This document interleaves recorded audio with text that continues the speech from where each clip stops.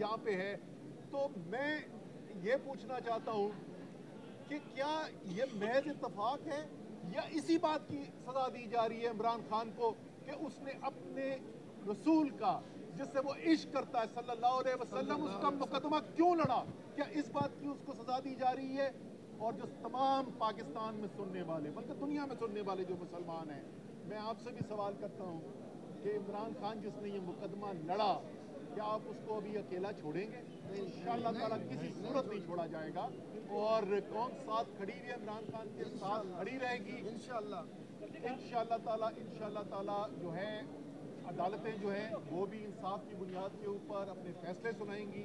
मैं फिर मुतालबा करता हूँ कि फौरी तौर पर इस गैर कानूनी, इस बर्बरियत पे मबनी ऑपरेशन को रोका जाए और पाकिस्तान के अवाम को, निहत्ते अवाम को, मुल्क से मोहब्बत करने वाले अवाम के ऊपर जो सारा तशद्दुद किया जा रहा है उसको फौरी तौर पर ख़त्म किया जाए।